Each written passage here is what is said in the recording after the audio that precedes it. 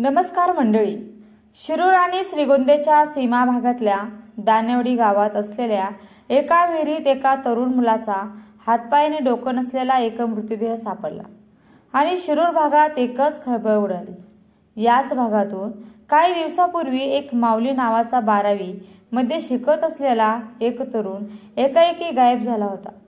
पण या मृतदेहाला शिर आणि हातपाय नसल्यामुळे तो मृतदेह नेमका कोणाचा आहे हे समजत नव्हतं. पण काही दिवसांनी याच भागातल्या दुसऱ्या एका विहिरीत एका गाठोड्यात या मृतदेहाच्या हातपाय आणि मुंडकं सापडलं आणि सगळ्या घटनाक्रमामुळे संपूर्ण भागात भीतीचं वातावरण निर्माण झालं. पण मग नेमका कोणाचा होता तो मृतदेह? माऊलीचाच की आणखी कोणाचा? पुण्याच्या शिरूरमध्ये इतक्या क्रूरपणे नेमकी कोणाची व का हत्या करण्यात आली आहे, नेमकं प्रकरण काय, सगळंच पाहूयात या व्हिडिओच्या माध्यमातून. तर व्हिडिओ शेवटपर्यंत पाहायला विसरू नका. दानेवडी शिरूर आणि नगरच्या श्रीगोंदा तालुक्याच्या बाउंड्रीवरती असणारं गाव आणि याच गावात राहणारा माऊली म्हणजे 19 वर्ष माऊली हा वारकरी संप्रदायाशी जोडलेला युवक होता. सोबतच गळ्यात तुळशीमाळ घालणारा, साध्या स्वभावाचा आणि धार्मिक वृत्तीचा असलेला हा तरुण होता. शिरूर येथील एका महाविद्यालयात तो आपलं 12वीचं शिक्षण घेत होता. पण पुढे काळाने त्याच्या पुढ्यात काय वाढवून ठेवले याची त्याला तुसबीरही कल्पना नव्हती. तारीख 7 मार्च 2025. 12वीचा पेपर होता. नेहमीप्रमाणे माऊली आपला 12वीचा पेपर देण्यासाठी घरातून बाहेर पडला. पण बाहेर पडला तो घरी परतलाच नाही. कुटुंबियांनी त्याचा सगळीकडे शोध घेतला, मात्र त्याचा कोठेही शोध लागला नाही. अखेर 9 मार्च रोजी शिरूर पोलीस ठाण्यात त्याची बेपत्ता असल्याची तक्रार दाखल करण्यात आली. म्हणूनच मग पोलिसांनी देखील सदर व्यक्तीची शोधाशोध सुरू केली. तेव्हा पोलिसांना 12 मार्च दिवशी याच गावातल्या हद्दीतल्या एका विहिरीत एका 19 वर्षीय मुलाचा मृतदेह सापडला. पण तो मृतदेह फारच छिन्न विच्छिन्न अवस्थेत होता. या मृतदेहाला हातपाय आणि डोकं नव्हतं आणि त्यामुळे या मृतदेहाची ओळख पटवणं शक्य नव्हतं. मृतदेह सडल्यानं त्याची स्थिती फारच वाईट झाली होती. त्यानंतर 2-3 दिवस उलटले तरी पोलिसांना या गोष्टीचा तपास लागला नव्हता आणि म्हणूनच मग दानेवडी ग्रामस्थांनी पोलीस स्टेशन व बाहेर ठिय्या आंदोलन केलं. सामाजिक कार्यकर्ते दौलत शितोळे यांनी पीडित कुटुंबाची भेट घेतली आणि पोलीस प्रशासन सहकार्य करत नाही, दुसऱ्या बाजूच्या विहिरीत तपासणी करावी अशी मागणी केली.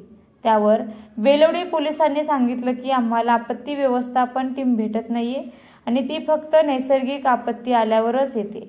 त्यावर दौलत शितोळे यांनी स्वतःची 22 जणांची आपत्ती व्यवस्थापन टीम घटनास्थळी पाठवली आणि त्यानंतर या मृतदेहाच्या इतर भागांचा शोध घेण्याचा प्रयत्न केला. तेव्हा 15 मार्च रोजी शेजारच्या दुसऱ्या विहिरीत या मृतदेहाचे डोके, हात आणि पाय सापडले. विहिरीमध्ये पोत्यात बांधलेल्या अवस्थेत एक गाठोडं सापडलं. त्या गाठोड्यात काही दगड देखील आढळून आले. मात्र त्याची तपासणी केली असता त्यात 2 हात, पाय आणि डोकं सापडलं. त्यानंतर कुटुंबियांना या अवयवांची ओळख पटवण्यासाठी बोलवण्यात आलं. माऊलीच्या आईने त्याच्या डाव्या कानातील बाळीवरून तो मृतदेह आपल्या बेपत्ता मुलाचाच असल्याचं सांगितलं. पण त्यांनी मृतदेह पाहताच एकच टाळ उपडला. एवढा काय गुन्हा केला की एवढ्या निर्दयीपणे आमच्या बाळाला मारलं, असा सवाल करत माऊलीच्या कुटुंबानं त्याच वेळी आक्रोश केला. आणि यानंतर आता या निर्गुण हत्येचा तपास लवकरात लवकर करावा अशी मागणी दानेवडी ग्रामस्थांनी संकल गोपाळ समाजाने केलेली आहे. अन्यथा नगर पुणे महामार्गावर रस्ता रोको आंदोलन करणार असल्याचा इशारा देखील ग्रामस्थांनी दिलाय. स्थानिक पोलिसांवरती आमचा विश्वास नाही. या घटनेचा तपास CID कडे वर्ग करावा अशी मागणी देखील यावेळी माऊलीच्या आईवडील आणि नातेवाईकांनी केलेली आहे. मंडळी, श्रीगोंद्याच्या दानेवाडी येथे विहिरीत आढळलेल्या मृतदेहाला शिर, 2 हात, 1 पाय नाही आणि त्यामुळे पोलिसांना या प्रकरणाच्या तपासात सुरुवातीच्या काळात स्पष्ट दिशा मिळत नव्हती. मृतदेहाची ओळख निश्चित करण्यासाठी माऊली गव्हाणे याचे वडील सतीशजी गव्हाणे यांची शुक्रवारी वैद्यकीय टीम कडून DNA देखील घेण्यात आली होती. म्हणजे जेव्हा मृतदेहाचे हातपाय सापडत नव्हते तेव्हा मृतदेहाच्या कमरेला 2 पदरी करगोटा होता आणि त्यामुळे हा मृतदेह माऊली गव्हाण याचा असावा असा संशय पोलिसांनी सुरुवातीला आला होता. बुधवारी सकाळी विहिरीतून मृतदेह बाहेर काढल्यानंतर पोलिसांनी स्थानिकांच्या मदतीने विहिरीतील पाणी उपसा सुरू केला होता. नदीपात्र जवळ असल्याने विहिरीतील पाणी उपसताना पोलिसांना यावेळी प्रचंड कसरत देखील करावी लागली होती. रात्रभर विहिरीतून पाणी उपसा सुरू होता. नाणेवाडीतील या प्रकारानंतर आता अहिल्यानगर आणि पुणे जिल्ह्यातील स्थानिक गुन्हे शाखेच्या पथकाने शिरूर तालुक्यातून 6 संशयित जणांना ताब्यात घेतले, अशी माहिती पोलीस उपनिरीक्षक विवेकानंद वाखारे यांनी दिलेली आहे. मंडळी, मौताचे शरीर, हात पाय हे झाड कट करण्याच्या स्वयंचलित कटरने कट केले असावेत असे प्रत्यक्षदर्शींनी दिसते आणि त्यामुळे दानेवाडी येथील ग्रामस्थांबरोबरच पोलीसही शून्य झालेले आहेत. माऊली गव्हाणे हा शिरूर येथील सिटी बोरा कॉलेजमध्ये 12वी शिक्षण घेत होता.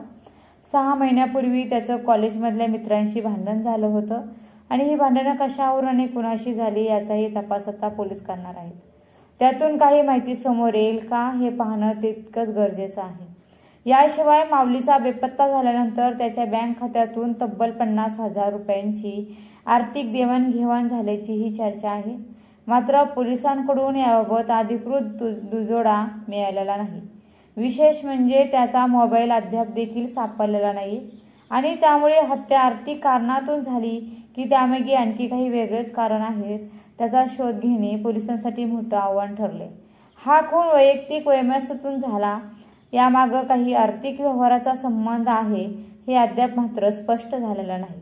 पोलिसांनी तपासाचा वेग वाढवला असला तरी हत्येच्या कारणाचा ठोस शोध अजून मात्र लागलेला नाही.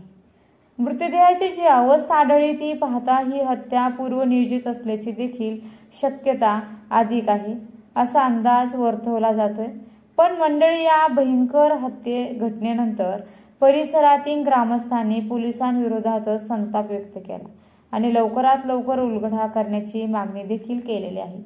त्या दृष्टीने पोलिसांकडून आता CCTV फुटेजचा तपास सुरू असून माऊलीच्या संपर्कात असलेल्या सगळ्या लोकांशी चौकशी देखील केली जात आहे. त्याच्या मोबाईलचा देखील शोध घेण्यासाठी तांत्रिक विश्लेषण करण्यात येत आहे. मात्र अद्याप कोणताही ठोस पुरावा हाती लागलेला नाही. गावातील CCTV फुटेजची तपासणी करून संशयितांच्या हालचाली शोधणे हा पोलिसांसाठी प्राथमिक मुद्दा आहे. त्याशिवाय माऊलीचा मोबाईल फोन शोधून त्याच्या अखेरच्या संवादाचा मागोवा घेणं देखील तितकंच गरजेचं आहे.